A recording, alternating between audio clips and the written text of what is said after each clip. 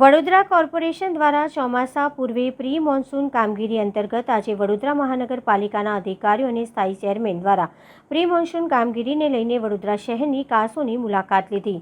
Vadodara municipal corporation દ્વારા દર વર્ષની માફક ચોમાસા પૂર્વે વૃક્ષોની જોખમી ડાળીઓ કાપવી, વરસાદી કાસની સફાઈ, વરસાદી ગટરોની ચેમ્બરોની સફાઈ શરૂ કરી દેવામાં આવી છે। એમાં પણ શહેરમાં જાહેર માર્ગ ઉપરના વૃક્ષોની જોખમી ડાળીઓ કાપવાની અને ટ્રીમિંગ કરવાની કામગીરી હાલ ચાલી રહી છે। જો કે આ કામગીરી આમ તો રૂટીન હોય છે, પરંતુ ચોમાસા પૂર્વે તેના પર વધુ ધ્યાન કેન્દ્રિત કરવામાં આવે છે। ત્યારે સ્થાયી સમિતિના ચેરમેન ડોક્ટર શીતલ મિસ્ત્રી અને પાલિકાના અધિકારીઓ દ્વારા વડોદરા શહેરમાં આવેલ કાસોની મુલાકાત લીધી હતી।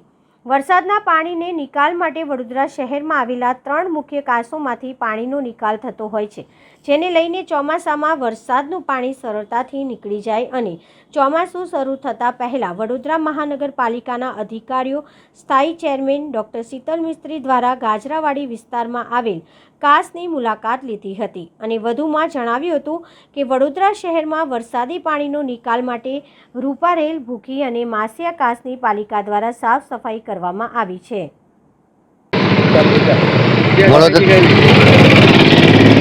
વડોદરા શહેરમાં વરસાદી પાણીનો નિકાલ મુખ્યત્વે 2-3 કાસો દ્વારા થતો હોય છે, ખાસ કરીને રૂપારેલ કાસ, ભૂખી કાસ, મસિયા કાસ। આજે ગાજરાવાડી સુએજ પમ્પિંગ પાસે જે રૂપારેલ કાસ છે એ અહીંયાથી ઓપન થવાની શરૂઆત થાય છે।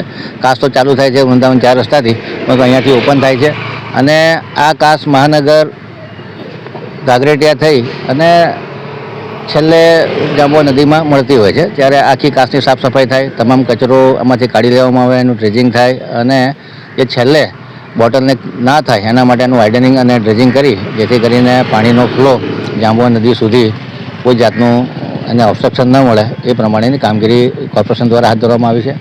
આજે આ કામની મુલાકાતે નીકળ્યા છે। એવી રીતે હાઈવેને સમાંતર જે કાસો છે એને પણ પહોળા કરવાની, એની પણ સાફ સફાઈ કરવાની કામગીરી હાથમાં ધરી છે।